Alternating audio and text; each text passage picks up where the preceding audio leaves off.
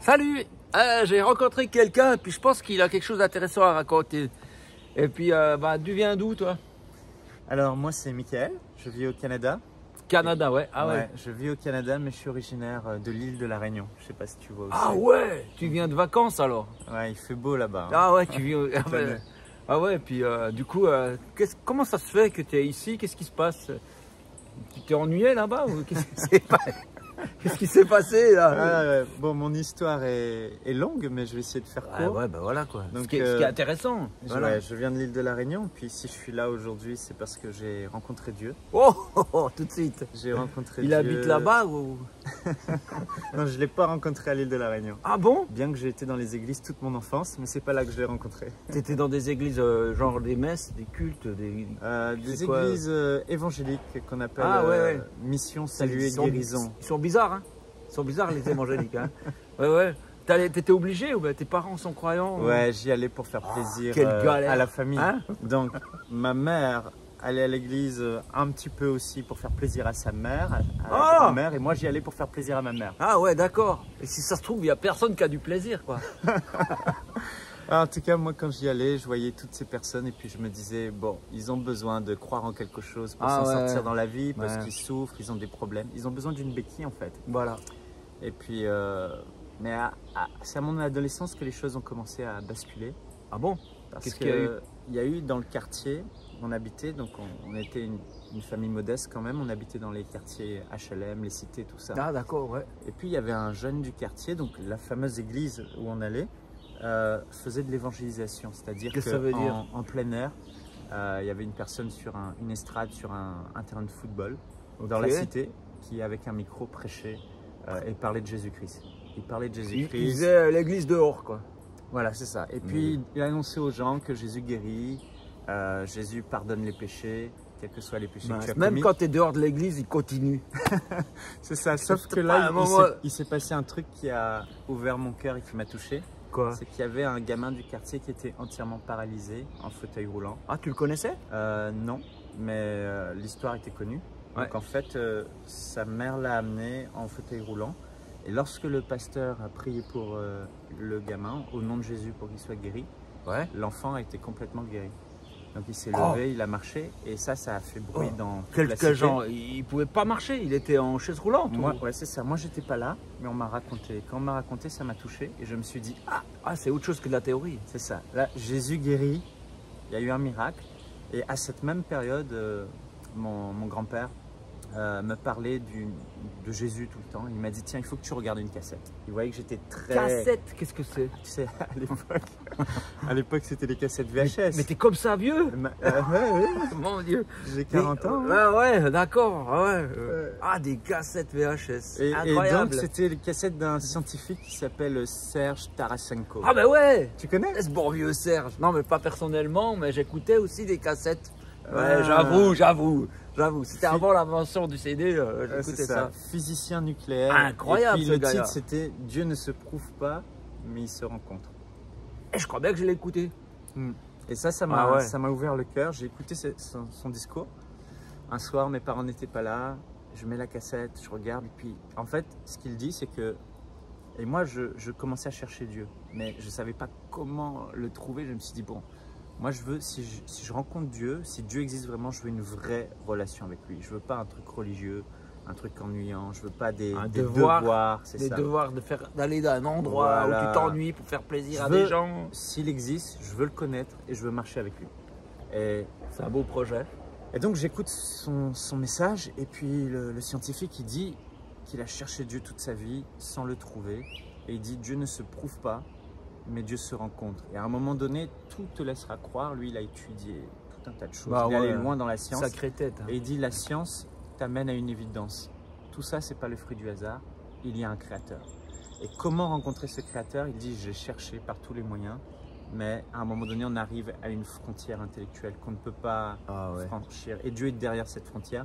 Et pour franchir cette frontière, ça s'appelle la foi. Et il dit que le moyen de rencontrer Dieu, c'est une personne. Donc il n'a pas donné une technique, il a parlé d'une personne. Et il a dit, c'est Jésus-Christ. Et encore une fois, j'entends ce nom, Jésus-Christ, celui qui a guéri cet enfant, celui dont on parle à l'église. Et puis il dit, mais si tu veux rencontrer Dieu, Jésus a dit, je suis le chemin, la vérité et la vie. Ça peut gonfler quand même. Hein. Sauf si c'est la vérité. Ah bah ouais, si c'est la vérité dans ce cas. Je suis le chemin, donc ça veut dire que si tu veux trouver le chemin qui mène à Dieu, et c'était ce que je voulais, Ouais. la vérité, donc ce que je vous dis c'est vrai, et la vie. Et donc là je me suis dit, ok, c'est lui le chemin.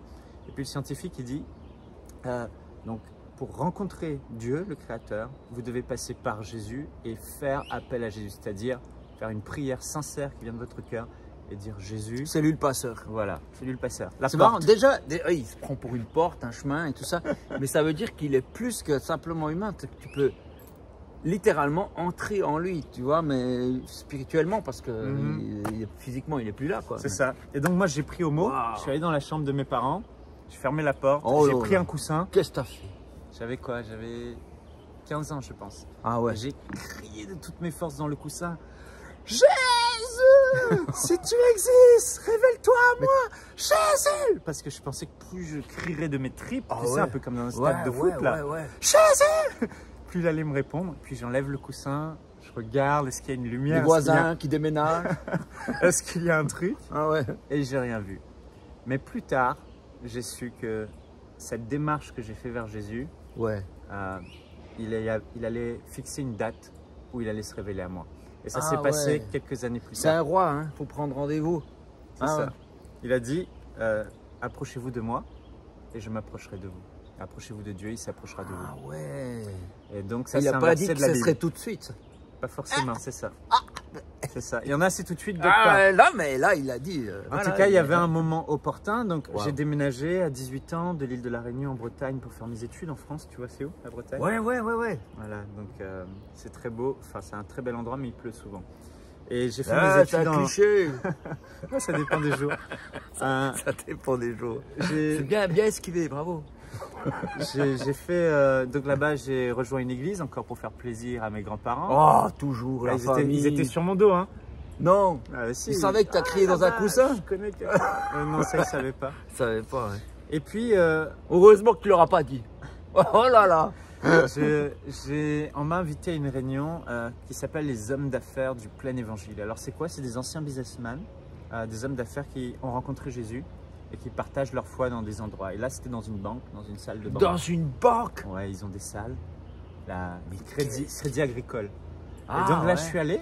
Et puis il y a un peu agricole dedans, ça va. Et il y avait un homme qui s'appelait Moussa Touré. C'est pas net. Touré, pas net. Un ancien musulman qui a rencontré Jésus, qui a tout quitté pour Jésus. Il était un grand directeur de banque justement. Et là, il parle de Jésus, il prie pour les malades. Et là, mes yeux s'écarquillent. Toutes les personnes qui touchent tombent, sont visitées par terre. Visiter par terre, ça veut dire quoi? C'est comme ils se mettent à trembler, c'est l'esprit de Dieu qui vient sur eux. Ah, c'est l'esprit de Dieu. Ouais, c'est ça, oui, qui les guérit. Et en fait, les gens se relèvent et ils sont guéris. Donc, tu es malade, il y avait une dame, elle avait un cancer, il prie pour elle. Et non, bam, elle s'effondre et elle se relève, elle dit je suis guérie. Et donc, c'est comme ça dans toute la salle, c'est l'effervescence. Et moi, je suis au dernier rang, dernière chaise là-bas, tout au fond, et j'écoute. Et pendant que cet homme... T'as peur, hein? Racontait son tu fais témoignage. pas ton malin, hein, derrière. Ouais, et en même temps, je cherchais Dieu, sincèrement. Je cherchais et je savais pas quoi pouvoir vivre. Ouais. Je pensais que c'était juste ce que je faisais, aller à l'église, mais il y avait un vide dans mon cœur. Je me sentais pas bien dans l'église. Je me sentais comme pas à ma place. C'est pour ça que j'étais au dernier rang. Bah oui. Et là, pendant que je l'écoute, il raconte son témoignage, comment il a rencontré Jésus. Et là, figure-toi Alain que j'ai une vision dans mon cœur. C'est quoi? C'est comme, tu as les yeux fermés, c'est comme si tu vois une scène. Comme un rêve. Comme un rêve, ouais. C'est ça, et je vois Jésus crucifié sur la croix. Que ça veut dire? Jésus a été crucifié sur la croix, tout le monde sait à peu près ça. Mais là, je le voyais sur la croix, crucifié, et les mains percées, les pieds cloués, et horrible. Le sang qui coulait de son visage avec la couronne d'épines. Mais qu'est-ce qu'ils lui ont fait? Et là, j'ai le cœur qui commence à être touché. Et là, Jésus me regarde et il me dit, Michael, je t'aime. Et là, j'ai un amour incroyable qui me remplit. Mais quelque chose que j'avais jamais vécu avant. Un amour incroyable. Je me sens aimé et je sens que Jésus m'aime. Mais en fait, ce qui s'est passé, c'est que ce jour-là, pour la première fois de ma vie, j'ai su que Jésus-Christ n'était pas mort uniquement, mais qu'il était ressuscité, qu'il était vivant. Et qu'il parlait à mon cœur là, que c'était lui qui s'adressait à moi. Il me dit, Michael, il m'a parlé avec mon prénom, il s'est adressé à moi. Il m'a dit, je t'aime. Ouais. J'ai pas entendu avec mes oreilles, mais ça résonnait en moi et je me suis dit, waouh. Et il m'a dit, je t'aime, et il m'a montré cette vision de lui sur la croix. Donc j'entendais sa voix, lui qui est vivant et qui est au ciel et qui me dit, je t'aime. Donc j'ai su que Jésus-Christ était vivant, que c'était pas une fable. Et en même temps, il me dit, je t'aime au moment où il me montre ce qu'il a fait à la croix. Et là, pour la première fois de ma vie, j'ai compris ce qui s'est passé à la croix. La croix, en fait, où Jésus a été, c'est un lieu de punition, c'est un lieu où on tue les gens qui sont coupables. C'est la punition pour le mal qu'on a fait. Ah ouais. C'était les brigands qui étaient sur les croix. Et à ce moment-là, je ne sais pas comment Dieu a fait ça, mais j'ai su que c'est moi qui aurais dû être sur cette croix, être crucifié, tué. C'est un peu comme la chaise électrique de l'époque, tu vois.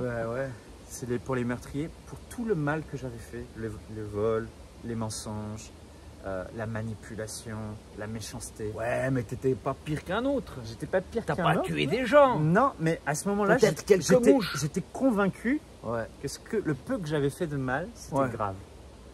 Peut-être parce que j'ai ressenti la sainteté de Dieu, lui qui est parfait, qui est juste, qui est un juste juge. Et là, j'ai compris que c'est moi qui aurais dû mourir pour mes péchés et mes fautes. Mais que Jésus a pris ma place à la croix. Et ça m'a touché. Ça m'a touché parce que c'est là qu'il m'a prouvé son amour. J'étais coupable, mais c'est lui, innocent, qui a quitté le ciel, venu sur cette terre et qui a donné sa vie à ma place, à la place du coupable, pour que moi, je puisse ne pas être condamné. Il a été condamné à ma place. Et après, j'ai compris qu'il était ressuscité. Et ce jour-là, j'avais une lutte en moi. J'étais là, et pendant que le prédicateur était en train de parler encore, je savais qu'il fallait que je fasse un choix. Entre continuer ma vie à vivre pour moi-même ou répondre à cet appel de suivre Jésus. Et Jésus m'a adressé une deuxième parole. Il m'a dit, maintenant, abandonne tout et suis-moi. En gros, abandonne ton ancienne vie, tout ce que tu faisais, à vivre comme tu voulais, et suis-moi parce que j'ai un plan pour toi. Et j'avais envie à ce moment-là, touché par son amour, par ce qu'il a fait pour moi, de lui donner ma vie en retour. Et j'ai eu une lutte, parce que j'ai eu toutes les choses auxquelles je tenais, mon avenir tout tracé que je voulais faire, j'avais des projets. Alors je voulais être un grand chef d'entreprise, je voulais être footballeur professionnel. Les deux en même temps. Et il y avait une fille qui s'appelait Audrey que j'aimais par-dessus tout, et puis je la voulais, elle, me marier avec elle. Mais c'est comme si il fallait suivre Jésus et c'est comme si tout en moi voulait donner tout mon cœur à Jésus.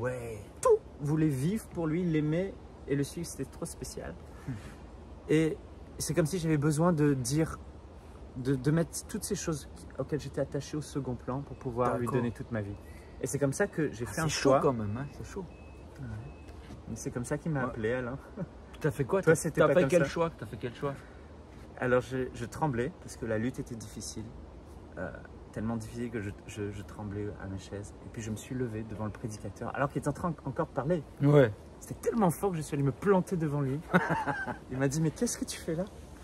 J'ai dit, je sais pas, il fallait que je me lève de ma chaise et que je vienne. Et il m'a dit, sache que c'est Jésus-Christ qui s'est révélé à toi sur ta chaise. Et personne ne m'avait dit ça. Et il dit, il a un plan pour ta vie. Il t'appelle à le suivre et à le servir. Exactement ce qu'il m'avait dit. Et à ce que tu lui donnes toute ta vie. Et c'est à ce moment-là que j'ai été vraiment ébranlé. Et à ce moment-là, au moment où je me suis levé, j'ai vécu quelque chose d'inexprimable. Je pense que c'est le plus grand miracle qu'un homme peut vivre. J'avais un poids sur mes épaules que je ne réalisais pas qu'il était là. Mais quand on me l'a enlevé, quand il est parti à ce moment-là, je me suis senti tellement léger. Pour la première fois de ma vie, j'avais l'impression d'être en paix. Avant, je pensais que c'était peut-être ça la paix, mais je n'étais pas en paix. Et j'ai compris plus tard que, en fait, ce jour-là, tous mes péchés ont été pardonnés parce que je me suis tourné vers Jésus, j'ai cru en lui, je lui ai donné ma vie, j'ai décidé de le suivre, de l'aimer et aussi tout ce qui va avec, de le connaître et de le suivre. Et à ce moment-là, il a pardonné tous mes péchés. Parce que Jésus a dit, celui qui fait appel à lui, qui l'invoque, qui le suit, Jésus a la puissance de pardonner toutes ses fautes. Et c'est ce qui s'est passé. Personne ne me l'a vraiment expliqué, Ouais. mais je me suis senti pardonné et une paix incroyable est venue. Ah ouais. Et c'est là que j'avais ce poids qui est parti. Et ces gens que je fuyais dans l'église, ils étaient là aussi, à cette réunion-là. Ah ouais. Tout à coup, j'avais envie de les voir. Je vais prendre mon frère. En fait, ils étaient devenus comme ma famille. Wow, tout à coup. ouais. Et si je les croisais dans la rue, je les fuyais, même si j'allais à Ah ouais, l'église. bah ouais. Parce que j'étais comme étranger. Mais ce D'accord. jour-là, j'ai vécu ce miracle et Dieu a changé mon cœur. J'avais un cœur dur. Ouais. J'avais des gens qui j'avais du mal à aimer, à pardonner. Ouais. Tout à coup, j'avais envie de les voir et de leur dire je vous aime, Jésus vous aime. Et j'avais aussi envie de parcourir le monde entier et de dire à tout le monde, le secouer, hey, Jésus est vivant, il est ressuscité. Et voilà, c'est comme ça que ça a commencé. Puis après, moi qui lisais la Bible et qui m'ennuyais, après ça, je commençais à lire la Bible et tout me passionnait. Je passais des nuits blanches à lire la Bible et à découvrir ce que Jésus a fait pour moi dans la Bible, l'amour de Dieu et tout. Ah ouais. Alors ça a été le début de l'aventure. D'accord, ouais. Puis après, alors tout vivre pour Dieu, donc tu ne seras pas chef d'entreprise, pas marié à machine, et puis tu n'auras pas du foot. Donc ça, tu deviens un moine, c'est ça? Ça, c'était mes plans. Hein? Mais Dieu a des plans pour nous et ce sont les meilleurs. Aujourd'hui, je suis chef d'entreprise finalement. Ah bon? Mais ouais. pour lui, on a une organisation qui s'appelle le MCI TV, une chaîne de télévision internationale, francophone, où on parle de Jésus tous les jours. Et on a à peu près 60 employés. Ah, quand même! Et donc finalement, je suis devenu chef d'entreprise. Wow. Mais pour lui, à temps plein, donc c'est merveilleux. En plus de ça, j'ai épousé Yveline, une Suissesse, donc c'est là où il y a les plus belles femmes du monde, n'est-ce pas? Pas de problème. Enfin, en tout cas, je plaisante. Mais donc j'ai rencontré mon épouse Yveline et voilà, c'était la bonne personne, celle qu'il fallait. Bah ouais, elle a l'air chouette. Mon trésor. Et puis pour le foot, je joue au foot mais je suis pas pro. Tu te rappelles, il faut tirer dans un grand rectangle et puis tu as gagné, tu vois. Ça, tu te rappelles 2-3 règles. C'est ça, donc aujourd'hui je suis heureux, je suis en paix et ce qui fait toute ma joie en fait, c'est que depuis ce jour-là, parce que j'ai dit oui à Jésus, j'ai décidé de le suivre, de croire en lui et de lui obéir, de faire sa volonté. Mon nom est inscrit dans ce que la Bible appelle le livre de vie. C'est-à-dire qu'au ciel il y a un livre et dans ce livre il y a le nom de tous ceux qui iront pour l'éternité avec Dieu. Et ce qui est fou, c'est la bonne nouvelle, c'est que j'ai pas eu à faire des choses religieuses. T'as pas dû faire le tour de je sais pas quel endroit à genoux, je sais pas quoi. C'est ça, c'est pas par des œuvres. J'ai juste cru en Jésus et je l'ai aimé, lui qui m'a aimé en premier. Est-ce que les gens qui suivent là et puis qui trouvent cette vidéo, ils peuvent rencontrer Dieu là où ils sont là maintenant? Mais bien sûr. Qu'est-ce qu'ils doivent faire? Jésus a dit que de venir à lui, tel que vous êtes, et si vous voulez vraiment vous aussi vivre cette expérience merveilleuse d'avoir vos péchés pardonnés, toutes vos fautes, parce que tout homme finalement a péché, tout homme est coupable. Depuis notre plus jeune âge, on fait ce qui est mal, malgré nous, mais Dieu nous aime. Et tout homme, à cause de ses fautes et de ses péchés, mériterait d'être jugé parce que Dieu est 3 fois saint et il est juste. Et le mal doit être puni. Comme il y a une justice dans ce monde, le mal doit être puni. Les criminels sont condamnés. Et chaque homme, selon la justice du ciel, doit être condamné, puni et envoyé dans un endroit que Dieu n'a pas créé pour nous. Il a créé ça pour le diable et les démons. Mais le diable, qui est là, il va aveugler les gens et il va les entraîner avec lui dans cet endroit de perdition éternelle et de souffrance qu'est l'enfer. Mais la bonne nouvelle, c'est que Dieu vous a tellement aimé, qu'il m'a tellement aimé, il t'a tellement aimé tel que tu es, qu'il a trouvé une solution pour te pardonner tes péchés et faire en sorte que tu n'ailles pas dans cet endroit de souffrance et de perdition qu'est l'enfer, mais que tu ailles au ciel, au paradis avec lui, là où il te prépare une demeure. Alors comment faire? Tu as bien expliqué ça, mais comment ils font, c'est ça. Jésus est le chemin, il faut venir à Jésus. Et si aujourd'hui, ça veut dire quoi? Il est où? Il est là. En fait, il suffit de faire une simple prière. Là, comme ça, tu pries comme ça. C'est ça. Tu dis, tu t'adresses à quelqu'un que tu ne vois pas, mais qui est là. Mais il est là, il l'entend. Parce que tu y crois, voilà déjà. Et il frappe à la porte de ton cœur aussi, il te cherche depuis longtemps. Cette vidéo peut-être. Et tu dois croire qu'il est là et qu'il t'entend. Et puis, sincèrement, de tout ton cœur, te tourner vers lui, dans une prière sincère. et lui dire, Seigneur Jésus, je crois vraiment dans ce que Michael vient de me dire. Je crois dans ce que je vous dis, c'est ce que la Bible dit finalement, que Dieu a envoyé son Fils, le Père a envoyé son Fils sur cette terre, Jésus-Christ, et qu'il a donné sa vie à la croix. Il a versé son sang sur cette croix, il est mort sur cette croix pour prendre ta place, afin que toi, tu n'aies pas à mourir. Et il est ressuscité 3 jours plus tard, qu'aujourd'hui il est vivant. Et quiconque fera appel à Jésus dans la prière, se tournera vers lui et dira, Jésus, je veux te recevoir dans mon cœur comme sauveur, celui qui sauve, qui pardonne mes péchés, qui me donne la vie éternelle, et comme Seigneur. C'est-à-dire maintenant, je ne veux plus diriger ma vie, mais je veux que ce soit toi qui dirige ma vie. Un peu comme tu as dit avant. C'est ça. Ouais, ouais. Et ça s'appelle dans la Bible la repentance. C'est-à-dire que tu décides, tu fais cette décision n'est pas facile, mais c'est la plus belle des décisions, parce que la vie avec Dieu, il n'y a rien de mieux.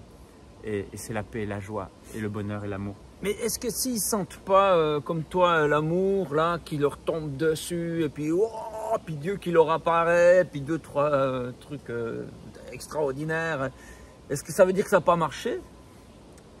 C'est une grande question. Il n'y a pas besoin de sentir forcément des frissons, des choses extraordinaires. Mais lorsque vous allez le faire, et si vous le faites d'un cœur sincère, et que surtout vous prenez la vraie décision d'arrêter de vivre votre vie comme bon vous semble, mais de vivre pour Jésus maintenant, de chercher à le connaître et à le suivre, vous allez vivre vous aussi un grand miracle dans votre cœur que vous allez ressentir.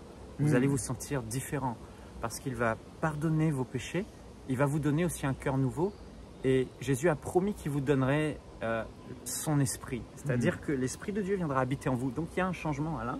Ouais. Mais ce changement n'est pas toujours spectaculaire. Puis il n'est pas dû à tes efforts. Non, c'est ça.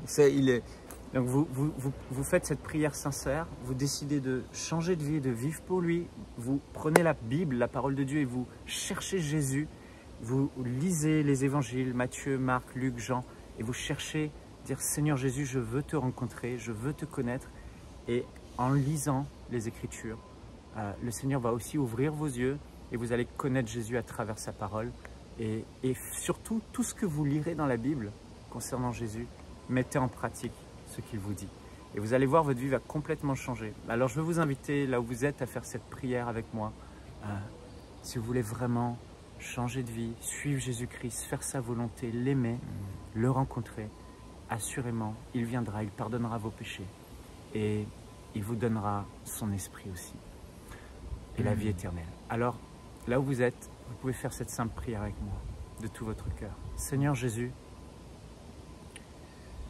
je reconnais que tu es vivant, que tu es mort à la croix il y a 2000 ans. Jésus, je crois que tu es le sauveur du monde, que tu as donné ta vie pour moi. Je crois que tu as versé ton sang sur cette croix par amour pour moi, pour prendre ma place. Et Seigneur Jésus, aujourd'hui, je veux te donner ma vie. Je crois que tu es vivant. Je te demande pardon pour tous mes péchés, le mal que j'ai fait. Mais aujourd'hui, je veux changer de vie. Je veux faire ta volonté. Je veux te suivre. Jésus-Christ, aujourd'hui, je te reçois comme mon Seigneur, le maître de ma vie, celui qui va diriger ma vie, et comme mon sauveur, celui qui pardonne mes péchés. Ouais. Viens dans mon cœur, sauve-moi maintenant, pardonne-moi et donne-moi cette vie nouvelle. Je te reçois comme mon Seigneur et mon Sauveur. Merci Seigneur. Amen. Alors voilà, si jamais vous savez pas trop comment faire, vous pouvez toujours reculer. C'est ça qui est bien avec une vidéo. Vous pouvez prier dessus. Alors, 2-3 précisions. Il a dit, il faut faire tout ce que Jésus dit, mais à un moment donné, il dit, si ton œil pêche, arrache-le et jette-le. Faites pas ça. On va vite se retrouver borgne. Mais alors, donc, du coup, il faut prendre le contexte général. Hein, parce que, ouais, voilà. C'est une métaphore. Oui, oui, très méta. Et puis alors, puis fort aussi. Hein. Ouais. Donc, ouais. Et puis, autre chose. On dirait, il donne sa vie à Dieu, puis paf, il est chef d'entreprise. Je ne sais pas l'histoire, mais j'imagine que ça a été un long chemin. Ah oui. Ce serait l'objet d'une autre vidéo, tu vois. Mais quand même, ça a pris du temps. Et puis, n'allez pas vers Dieu parce que vous dites, bah, il va me faire cosmonaute. Alors, peut-être. Mais tu viens à Dieu pour des bonnes raisons, et même si tu ne ressens rien, mais cherche pas à ressentir. Parce que Dieu dit crois. Voilà. Et c'est là la clé de croire. Croire ce que Dieu dit, c'est-à-dire dans la Bible. Croire que la Bible est parole de Dieu. Et puis, peut-être, tu vas vivre et sentir les mêmes choses que lui, et puis c'est bonus, c'est cadeau. Mais c'est pas pour ça que tu l'as fait. Est-ce que je fais ça parce que des fois, il y a des gens, ils suivent, ils disent hey, « ça n'a pas marché !» Tu vois comment? Non, c'est sûr. Voilà. Tu fais bien. Bah, super, merci beaucoup de ce partage. C'est cool. Hein. Finalement, ta maman, elle est contente. Et puis sa maman avant elle aussi ou ben? Oui, certainement. Ils sont contents, oui. C'est toi qui lui dis va à l'église maintenant. Oui. Parce que ça me fait plaisir à moi. Oh non. Non. Bah super. Bah c'est super. Merci pour ce partage. Ben, c'est sympa. Avec plaisir, Alain. Ouais. Merci à toi. Salut.